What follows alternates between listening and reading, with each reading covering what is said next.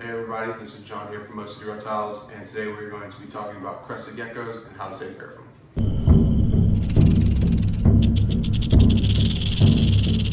So today we are partnered with my boy Yeet, one of our breeder males here at Most City, and today we're going to talk about the basics of caring for a crested gecko, from diet to habitat, handleability, how to work with, and all around just how to keep these guys as amazing pets. So starting off with their diet. So crested geckos are kind of omnivorous, and they do like to eat bugs such as crickets and dubias from time to time. We offer our breeders especially once or twice a week. We'll feed them crickets. If they're a bigger gecko, then we'll of course then try to do some dubias, a little more nutritious. But the main part of a crested gecko's diet is going to be a gecko diet, which is brands such as Rapashi, Pangea, Blue River, things of that sort. What a crested gecko diet is, and really is kind of like a powder. You'll mix it in with water, and it almost creates a yogurt consistency. That powder is such as dried up fruits, some bug parts, and it's blended up, creates a nutritious diet for them to help them get their vitamins and also just the proteins and all the other minerals that they would need to survive and live healthy. When it comes to feeding them insects, we do like to coat them with calcium, of course. It helps them with, especially if they're breeders, helps them with their egg laying, but then calcium also helps with bones and structure and things of that sort. Next up is going to be habitat, or their terrariums. So crested geckos, they are arboreal species of gecko from New Caledonia, and they arboreal meaning they like to climb. So you can come at this in different ways. The basic setup for most people is going to be the 12 to 18. It's a good size. I do recommend bigger.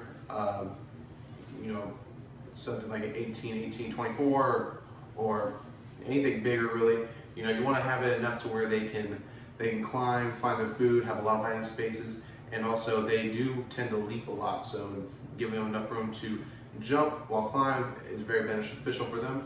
For our breeders, we do something a little different.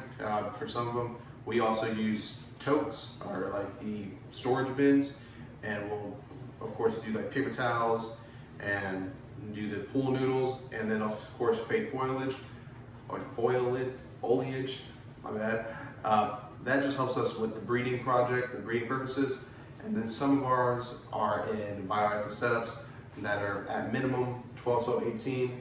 If they're a juvenile in like the 30-gram weight, once they get to about 40-45 grams and they're in a bioactive setup, we set them up in 18-24s or bigger, depending on if we have a singular or a pair of them going on with that.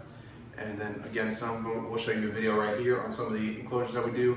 This one in particular is the totes. This is how the basic setup goes for us. This is how we do it as a breeder, but of course some of ours get the different enclosures like these bioactive setups, which do really good, but it is harder for us to find the breeding, like such as laying the eggs, or also just certain cleanups. Number 3 is going to be lighting and heating. So crested geckos don't necessarily need any lights or any heat, unless it's like really cold where you live. Then you might want to put like a mini dome or something like that, or mini heat emitter, just to provide a good ambient temp. But they like to stay about room temperature, maybe even a little warmer, just not too hot, not too cold. But one thing that is very beneficial for them can be UVB lights. So we like to use Arcadia shade dweller lights for our geckos that live in like the bioactive setups.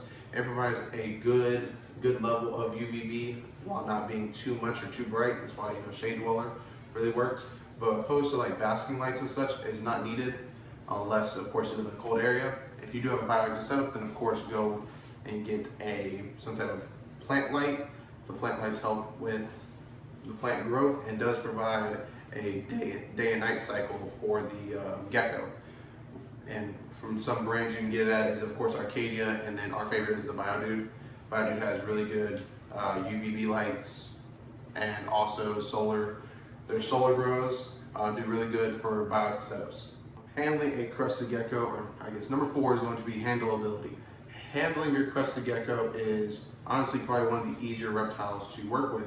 I've never had to do like handling training necessarily, except for like babies. When we're still on babies, we like to do handling training just to allow them to just like calm down, and also we don't want them to drop their tails that often.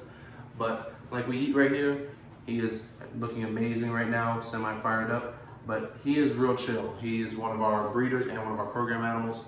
He does really good like this. This is the natural, I'm not gonna say natural, but this is kind of how crested geckos are. They're usually pretty chill. They can be jumpy. They can be a little sporadic when they're moving a lot. But once they get matured and you kind of work with them, it's like any other reptile where they do calm down a little bit. And just like this, he's just chilling. We don't really have a problem with him on his jumping or anything like that. The only time he does act up is when he's around a female, of course, because he is always ready to go. But for the most part, he does really good with handling, and he does really good with handling with kids. When you are working on your crested gecko handling, the one thing people usually, they'll do is they'll do the escalator, kind of put your hand out, let them walk out, or if they're a jumpy gecko, then you put your hand out a little farther, allows them to jump, and then you can return, exchange, bada bing, bada boom. Simple, basic stuff. But that's pretty much the basics of crested gecko keeping, and just how to work with them and make sure you can provide a good living environment for them. They're not a hard reptile, they're really easy. If you're talking about gecko species, they are probably the #1 best and easiest gecko to keep, probably the best and easiest reptile to keep as well.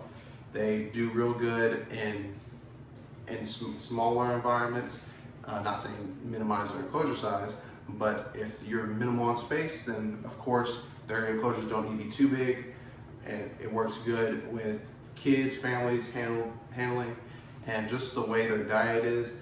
Not everybody wants to feed a crap ton of bugs, not everybody wants to feed rats, so feeding minimal bugs and the Pangea or crested gecko diet works really well for a lot of people who are just getting into the hobby. But thank you for everybody thank you to everybody who watched this video. If you have any questions, comments, or concerns, leave them down below, or you can contact us on our other social medias, Facebook, Instagram, TikTok. You can subscribe and like this YouTube video.